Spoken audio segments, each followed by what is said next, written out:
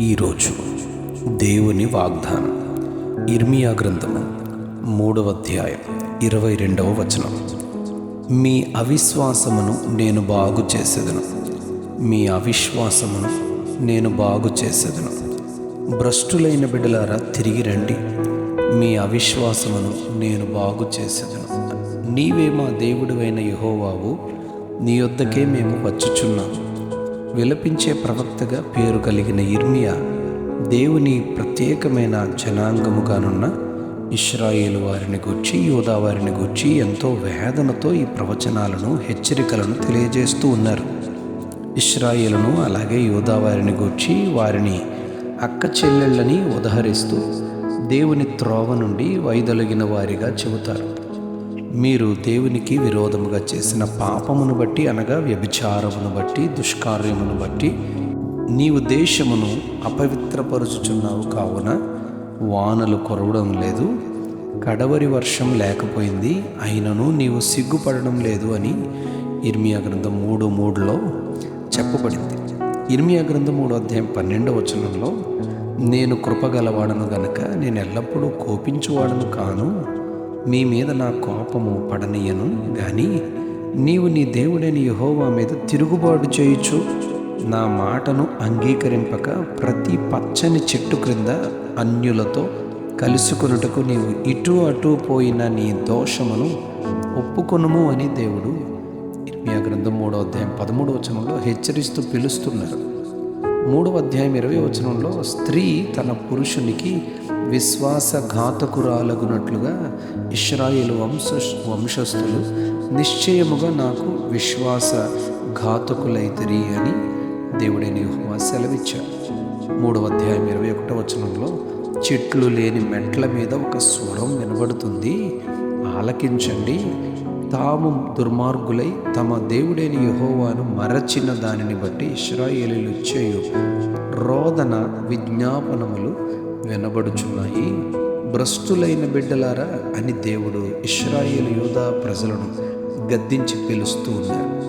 మీరు తిరిగి రండి, నా యొద్దకు వస్తే మీ అవిశ్వాసమును నేను బాగు చేస్తాను అని పిలుస్తున్నారు.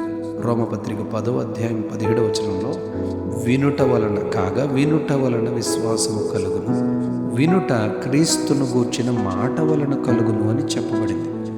దేవుని మాటను వినే అనుభవం, దేవుని మాటకు విధేయత చూపే అనుభవం, దేవుని మాట చొప్పున నడుచుకునే అనుభవం మనలో విశ్వాసాన్ని పుట్టిస్తుంది. మనలో కలిగే విశ్వాసమే దేవుని యొద్ద నుండి సమస్తమును పొందుకున్నట్లుగా చేస్తుంది. దేవుని మాట ద్వారా మనలోని అవిశ్వాసము బాగుపడుతుంది. అవిశ్వాసులను, విశ్వాసము లేని తరము వారిని గద్దించారు యేసయ్య. యేసుక్రీస్తు ప్రభు లూకా సువార్త 9వ అధ్యాయం 41వ వచనంలో, మూర్ఖతరము వారు అని వారిని హెచ్చరించి విశ్వాసము గలవారై మీరు ఉండాలి అని చెప్పారు.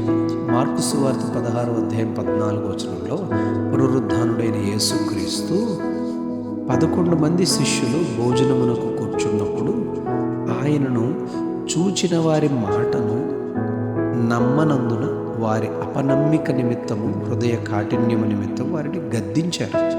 మార్కు సువార్త 9వ అధ్యాయం 19 నుంచి 27 వచనాల్లో, బాల్యము నుండి దయ్యము పట్టి అగ్నిలోను నీళ్లలోను పడద్రోసి నాశనము చేయాలని చూస్తున్న ఆ బాలుని గురించి, ఆ దయ్యాన్ని గురించి యేసు ప్రభు ఆ తండ్రిని, నేనిది చేయగలనని, విడుదల నీ కుమారునికి కలుగుతుందని నమ్ముతున్నావా అని అడుగగా, తండ్రి నమ్ముచున్నాను, అపనమ్మకం ఉండకుండా సహాయం చేయమని యేసయ్యను అడిగాడు.